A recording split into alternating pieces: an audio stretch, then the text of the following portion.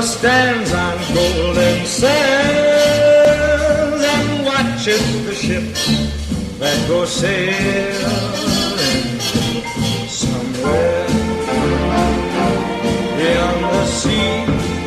She's there watching for me.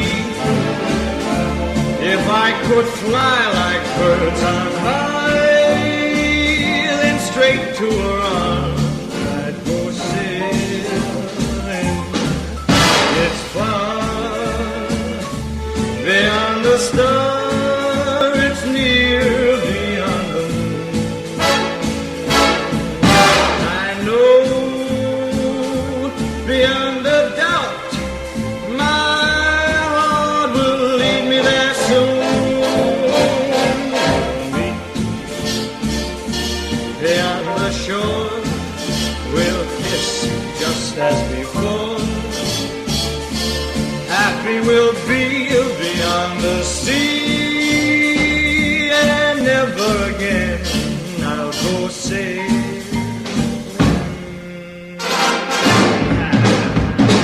Road Atlantis was the second GP to become a classic in our Halo 5 run. Why was this? Was it the unique underwater aesthetic that most other tracks did not attempt? Was it the unique rumbles that reminded you of Road Atlantis whenever you saw them on another track? Was it the simple yet flowing layout that created good battles and fun racing? The answer, of course, was a combination of all these things and more. After the first race at Road Atlantis, we immediately had ideas to run it again in Season 4 with how much fun it was to race on. We ended up racing it in Season 3, 4, 7 in Rallycross form, and Season 10 back to GP form for the GP season. Being raced in 4 separate seasons is quite an accomplishment compared to most tracks in our Halo 5 running. This, along with all the other factors, makes it an obvious choice for the top 10 of our track countdown. Let's go under the sea and check out some stats, track judge comments, and race history on Road Atlantis. And now it's time for the track judge comments for Road Atlantis. Classic. Probably the most fun you'll have in a GP that doesn't have any elevation changes. The rumble strip style might be one of my favorites, as you could push hard for passes but catch air while doing so. Amazing battles. Version 2.01. Crab. Easily one of the most identifiable tracks in the HRL. Under the sea, with a grimy asphalt surface, nautical debris, and coral surrounding in these darkened waters, lies one of the most well-known go-karts in the league. Unique slanted curves allow for an easier time keeping momentum through the flowing corners, and the chicanes provide an abrupt challenge twice per lap, daring drivers to attack them to make time. The final sweeper provides one last gasp of overtaking opportunity, and what the hell are those crabs doing? And now that you've heard from the track judges, it's time to move on to the race history portion of the video, and I'm really looking forward to this one for Road Atlantis because, man, this track had some great races. That's one thing that I remembered very quickly while editing this. Some absolutely great races on this track. And it's really fun to watch. It's really fun to look at. I think that this original go-kart version, oh, look at this move, by the way, from HT on BT. That was so aggressive. That was one of my favorite moves that I watched when I was putting this together. That move was absolutely hilarious to me for whatever reason. But yeah, this track's really fun to look at because of the battles are awesome and also the aesthetics. I still think this is one of my favorite looking tracks that we did on Halo 5. For some reason, we just put so much effort into this track aesthetically, which is not always the case. I'll admit it. Even though this one was a co-forge, I'll admit I'm a little inconsistent on how much effort I put into how the track looks. I totally am. It depends on the track, depends on the vision. Some tracks I'll go super hard on that, others not so much, but this is one where we just absolutely went all out. We wanted this track to look dope, and I think we did a good job. I think this one, I think the look of this track is part of the reason why it's so iconic, because it just sticks with you. Again, it's unique. It sticks with you. You think of Road Atlantis, there's so many particular aspects of how the track looks that'll immediately pop into your mind. Like, I think of those submarines that light up parts of the track. Those are one of the first things that come to mind. The whales, of course. Just the color scheme, how bright all those things are. The rumbles, the way the rumbles look. The crabs, of course. How could you forget the crabs? The catch fence, the unique looking surface that we used for the track as well. All the effects, like the bubbles and like the fish and stuff like that are around the track. That's another thing that pops to mind. You could just keep going down the list. There's so many aspects of the way that this track looks that just immediately... the boat over there, of course, too. That immediately come to mind when thinking of this track. So, oh, and at the end of this moto here, Revenge takes the win on this one. Slanch lost second place to me on the last lap because he was going hard for the lead. He wanted the win. He wanted the win. He made some moves to try to make it happen. Unfortunately, they didn't work out, so he ended up falling back to third. But he definitely gave it a good effort. Gave Revenge a run for his money. And speaking of which, give you a little HRL history episode tidbit here. I don't know if we'll ever have an episode on this, but it's kind of funny. That's Revenge's only win on Halo 5. So Revenge, as we've gone over with the HRL history episodes, Revenge just pops up a lot randomly throughout HRL history, which is funny because, you know, he's not that high on the list as far as starts go. That being said, he does have quite a few starts across all the eras. He's raced, yeah, pretty much like all the eras, all the games. And he does have quite a few starts, but he's not anywhere near like the juggernaut like main drivers that came in for Halo 5. You know what I mean? He's not anywhere near that start total. But even with that, Revenge still shows up time and time again throughout so many different races, throughout all the eras, and that's one of my favorite things to notice when going through old races. It's like, oh, here's another one where Revenge pops up, and you know, some he's really good and just absolutely dominates, and then others are a little different. Maybe in the midfield, some races are not so good, but yeah, he's had some really good performances too. He has like quite a few wins to his name. But it was cool that first moto was his. Again, in fact, I double checked that his only moto win in Halo 5 for that era. So again, of course, he was more so of an OG racer. He didn't really do too much of the H5 stuff. Pretty much all his starts were like early Season 3 here.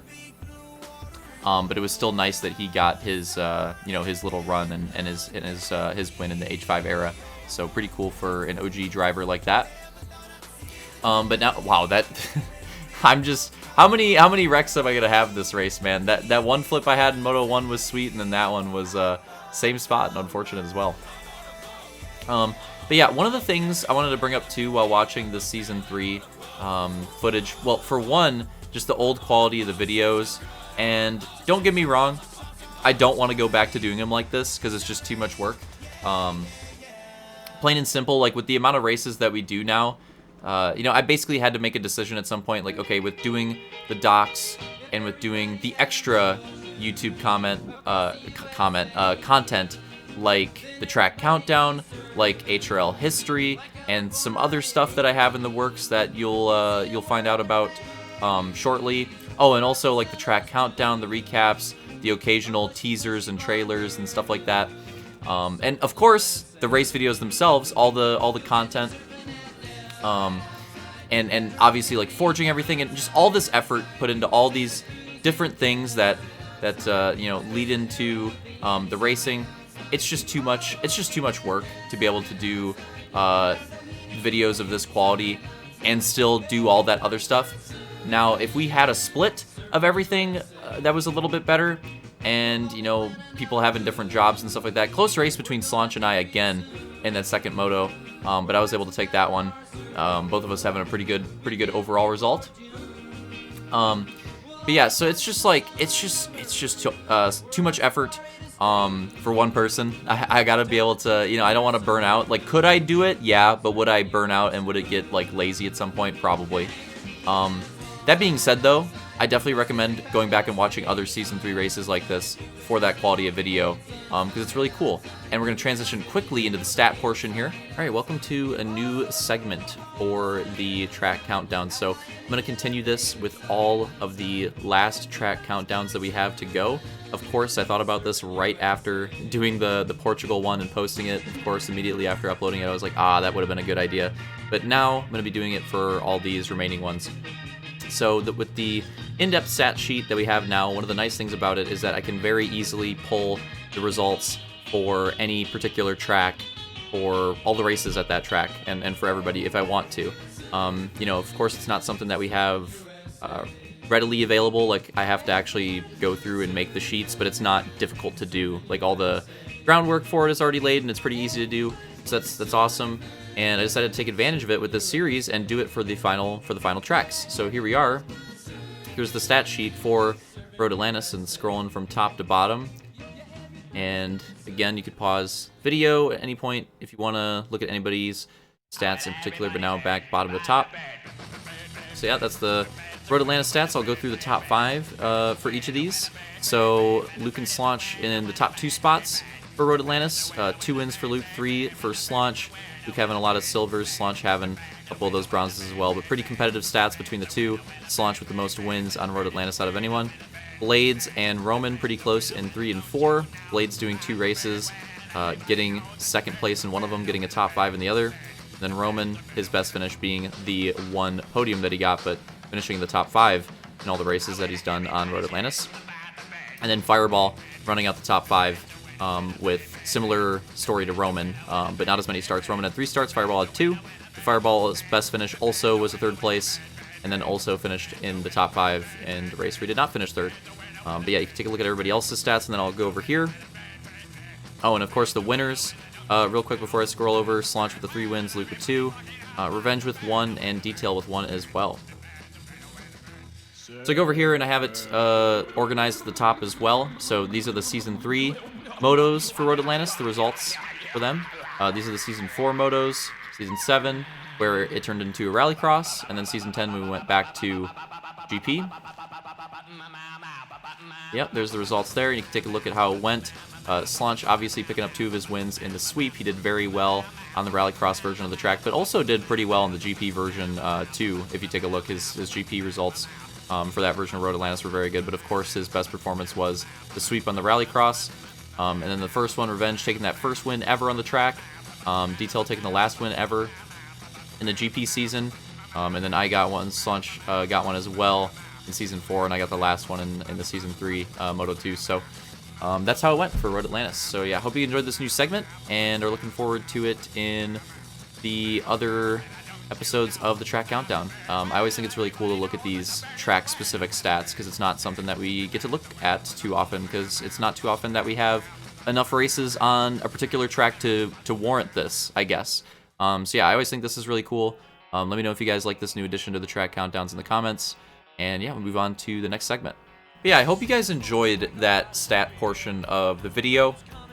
I want to, well, as I said in it, I want to include that in all the future Track Countdowns, all the way till we reach the end of this series, which we will. All right, I'm going to be going on 2 weeks in a row now. We're back, baby. We're back. But yeah, hopefully doing that. Again, I think it's really cool to be able to see those stat sheets for the specific tracks, because that's just not a way that we're used to using the stat sheets generally. So I think it's pretty cool, and obviously it's relevant for these videos. But anyways, getting back to what I was talking about, and even in these Season 4 videos, even though they have a little bit more production quality than what I currently make, it's still, you can tell, it's still a lot different than what we saw in Season 3, because even then I was already realizing that it just wasn't sustainable. And again, that's the thing, like, could I potentially do it? Yeah, but it would probably, there'd probably be burnout, it'd probably get lazy at some point. And on top of that, there'd have to be cuts, because it takes time, so there'd have to be cuts. So other stuff, like HRL history, probably wouldn't see as much of that. You probably wouldn't see the recaps, you probably wouldn't see the other stuff that I have planned. I probably wouldn't be finishing this Track Countdown. The extra teasers and stuff like that, probably wouldn't have as much time to forge. Cuts got to be made somewhere. So yeah, it just wouldn't work. That being said, I still want to do it occasionally for certain events. So kind of how I did it with the TRS season last time around, where I did it for the grand finals. Oh no, getting lost. Oh man, that was a great highlight from this this Season 4 race. I'll have to go into the edit and put in text who that was, because I can't remember off the top of my head. But yeah, I'll have to add that in for that, because I need to know. But yeah, that moment was absolutely hilarious. Anyways, getting back to what I was talking about. So yeah, it's just the time thing. It just wouldn't work out. There'd have to be cuts. So I like watching these old videos, and I highly recommend watching them. I love watching the production quality, but I like what we're doing now, and I'm happy with where we are now. I think it's a good balance. Is what I'm getting at. That being said, again, love these older races too. It's one of the extra step being taken in the production is part of my favorite parts of watching these old races.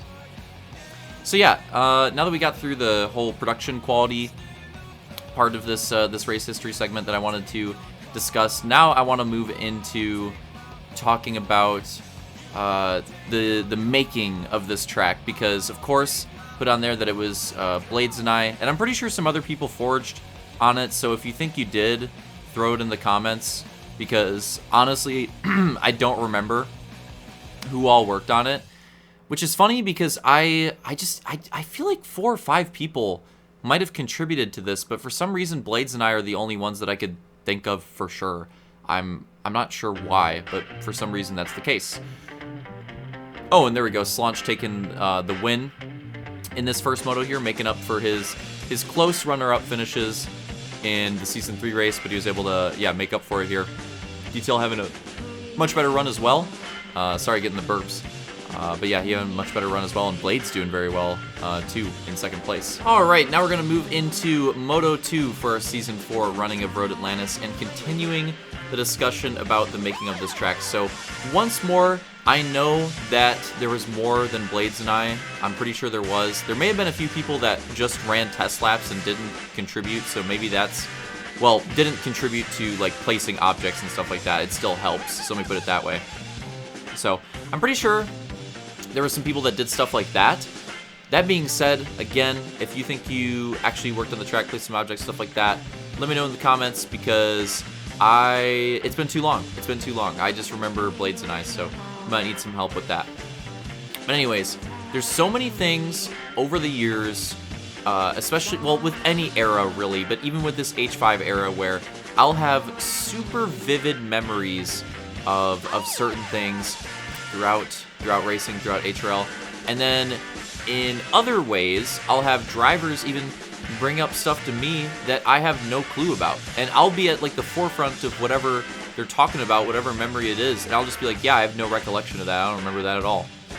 So it's weird how there's situations like that, and the reason why I bring that up is because Road Atlantis, the making of Road Atlantis, is one of the cases where I actually do have the really vivid memory of it, specifically like visually, and maybe it's just like the aesthetic of the track and how it's very striking and very unique in its own way, and how if I was gonna think of like Halo 5 tracks, especially ones with like a unique look, I'm sure Road Atlantis would come to mind very quickly.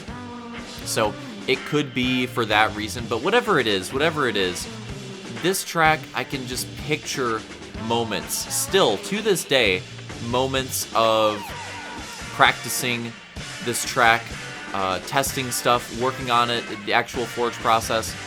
I can picture a lot of stuff. Like if I just think about it, pictures will just emerge in my brain from working on this track, still to this day, which again is not the case for a lot of tracks, not the case for a lot of races, but for some reason the Road Atlantis process still sticks out to me, and I'm not sure why, but that's part of why this track holds a special place in my heart, I would say, is the fact that I still have those vivid memories of the process of working on it after all these years. For whatever reason, again, most of those memories are gone for me for most other tracks. Not the case with Road Atlantis. I can remember Blades running, I swear, like 200 practice laps when we first finished our like initial draft of the track. I can remember that. I can remember, I want to say some other drivers as well running test laps with them, and all of us running test laps. Oh, by the way, a quick aside while we're talking about that, this second moto had a caution restart. So that's a rarity. We had a caution restart. Some lag cheese, somebody lagged out, I don't know, and we had the rare GP caution restart, which has happened before. I can think of at least one instance in my head where it's happened before.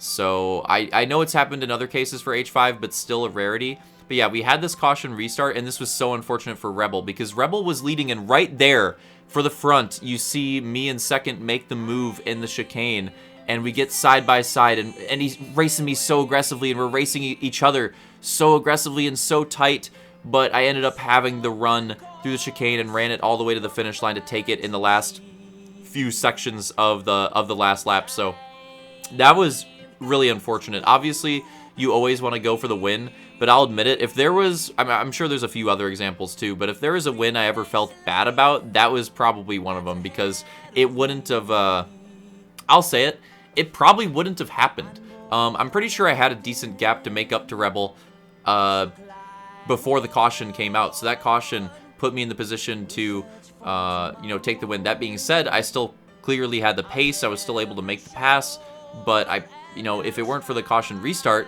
wouldn't have been in the position in the first place. So, unfortunate that Rebel lost out a chance on a win right there, but I ended up taking that one, getting my second win for it, and again, Slaunch won the first race for that Season 4 running. And here we're doing a fly-through of the Rallycross version of this track, and this will actually be the last version of the track. Oh, I'm highlighting the Joker there with the camera work. It's a shortcut Joker. It looks like the long way around at first, and then we cut under here, and yeah, it ends up becoming a pretty massive shortcut, actually. So yeah, this is the Rallycross version, and as you can see, there are some changes. There are some changes as we're going through the fly-through. Now, here's the thing, right?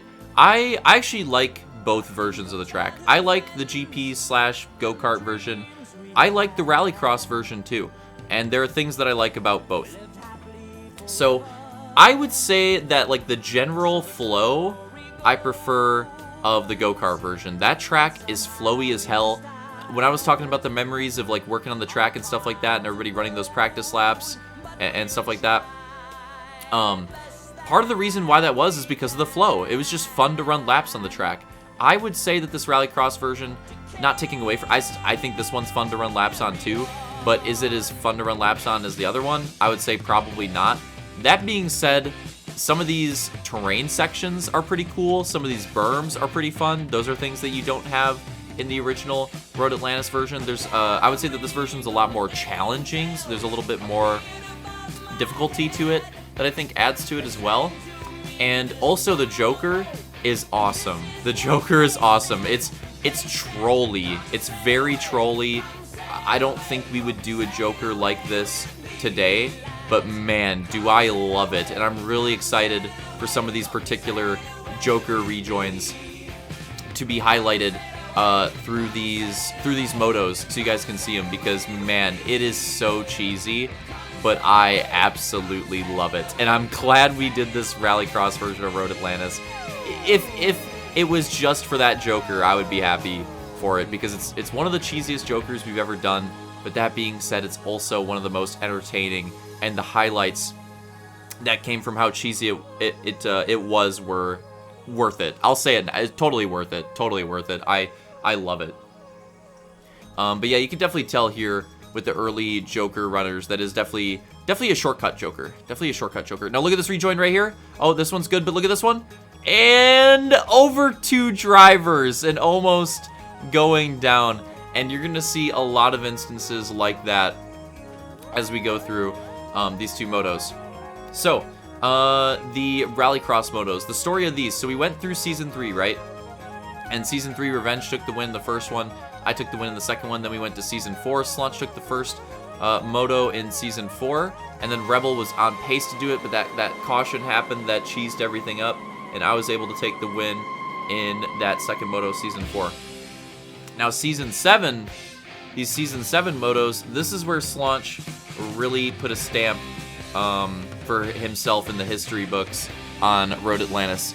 Now, Slaunch was, don't get me wrong, Slaunch was good on the GP version. His record on the GP version is very solid. He only finished one moto on the GP version off the podium, and that finish was still a top 5. He still got 5th. He got 2 third places, 1 second place, and 1 win, and along with that top 5. So still pretty good. Pretty good. It was probably one of his better GP tracks, honestly, throughout the entirety of Halo 5. But then we go to the Rallycross version. We only ran this version once. We only ran it here for this one race, 2 motos in Season 7. And man, Slaunch was strong as hell. He absolutely dominated the event in total, and he won both motos, and again, we'll watch both of them here, but he won both motos, Moto 1 and Moto 2, won both of them and pretty dominant fashion as well. I mean, nobody was really like that close, maybe for a little bit, but at the end of the race, and I think this is the end of the race here, at the end of this first moto, yep, and I believe I got second there, so pretty decent gap there between us. But yeah, just showcasing how strong he was on this Rallycross version, and funnily enough, how I was saying how it was probably like one of his stronger GP tracks, this was also his strongest, I don't think you could argue against that, Rallycross track. So funnily enough, Road Atlantis, and I mean we saw it when we looked at the stats earlier, Slaunch was second in the average for the Road Atlantis overall stats, and very good average at that, and also the most wins on the track.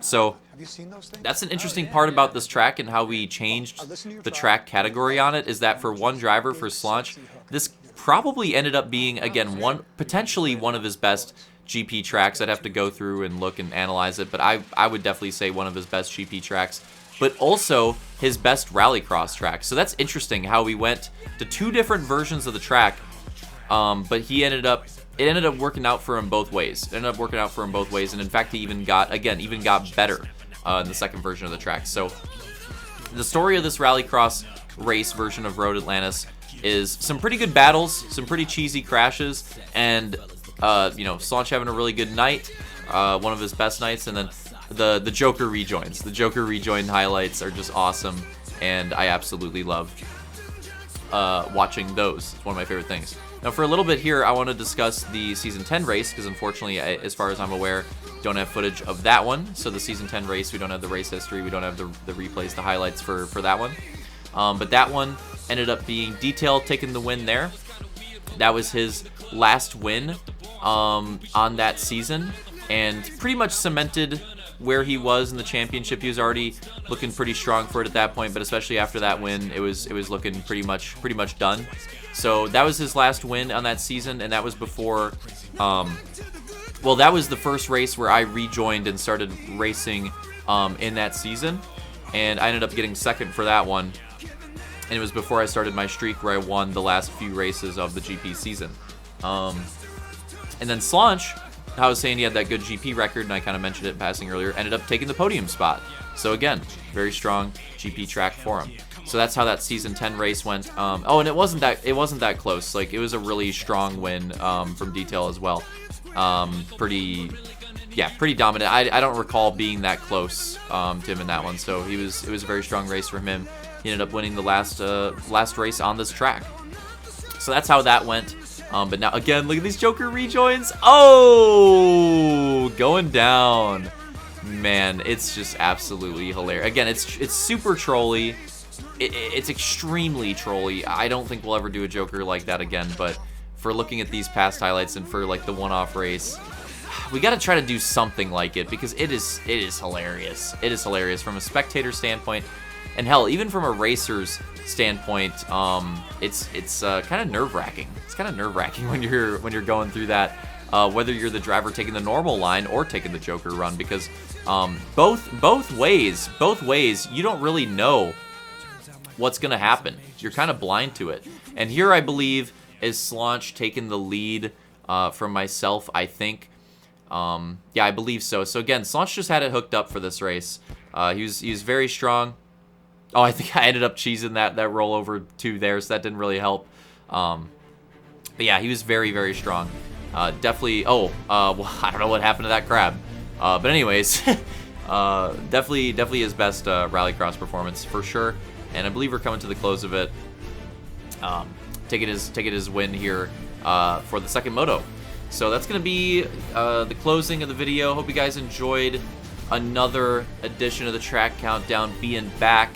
Yeah, I love this track. This is definitely one of my favorite tracks throughout, not just Halo 5, but just HRL history in general to work on and to race and to race on as well. Absolutely love Road Atlantis. Hope you guys loved learning about it and watching these highlights.